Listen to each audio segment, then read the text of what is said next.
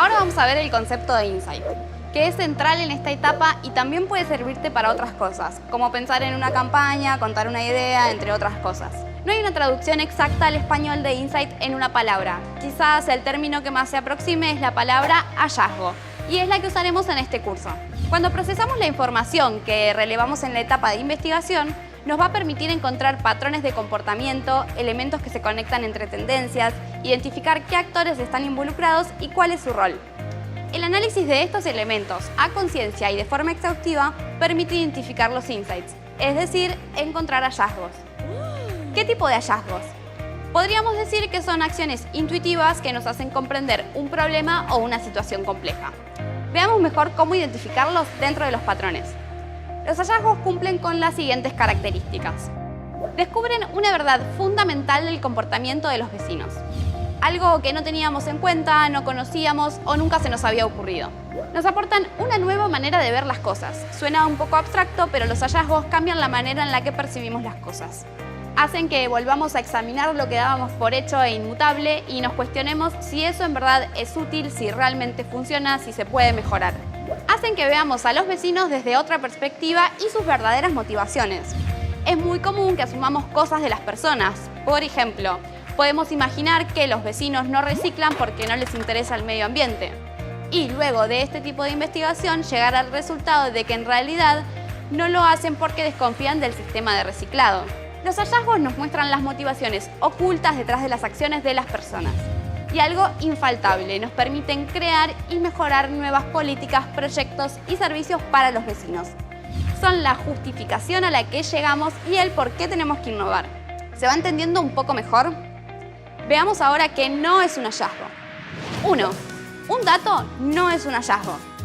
Los datos pueden ser muy valiosos, pero por sí solos no ayudan a aclarar nada. De hecho, uno de los problemas más comunes de hoy en día es que tenemos una gran cantidad de datos, pero no somos capaces de convertirlos en conocimientos útiles. Podemos googlear y acceder a un montón de datos, pero hacer de eso algo significativo es otra historia. La clave está, entonces, en recopilar y analizar los datos para extraer valor de ellos. Intenta adoptar una visión global y no quedarte solo con una cifra. O sea, no te quedes en lo superficial. Si tenemos la cifra de que, volviendo al ejemplo anterior, 8 de cada 10 vecinos quieren reciclar, pero solo 2 lo hacen, ¿qué hay detrás de este dato? 2. Una observación no es un hallazgo. Las observaciones son un paso previo imprescindible para descubrir hallazgos, pero les faltan 2 ingredientes fundamentales: el porqué y la motivación detrás del comportamiento de la persona. Si tenés una serie de observaciones agudas sobre el comportamiento de las personas y sus hábitos, tenés parte del camino hecho, pero no te pares ahí.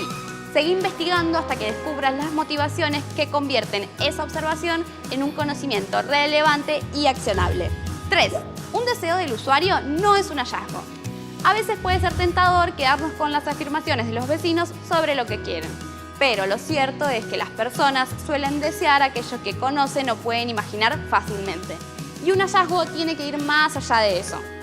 Los hallazgos suelen estar escondidos, pero cuando se revelan, tienen la capacidad de crear nuevas posibilidades de acción y cuestionar todo lo que creemos saber. ¿Cómo podemos ir más a fondo en este punto? Hay una estructura que podemos aplicar para formular los deseos de los usuarios y que nos obliga a la vez a analizar un poco más la información que obtuvimos.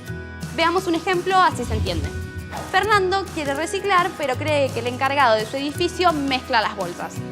La importancia de esta herramienta es que, bien aplicada, nos permite encontrar los peros en las acciones, actitudes o pensamientos de las personas.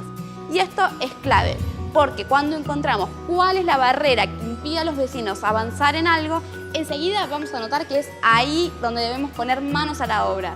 Ese obstáculo es para el que tenemos que pensar nuestra solución. Por último, un consejo muy simple pero que ayuda mucho a la hora de formular un hallazgo es: escribilo siempre en primera persona para conectarlo mejor con el vecino y con la información de la investigación.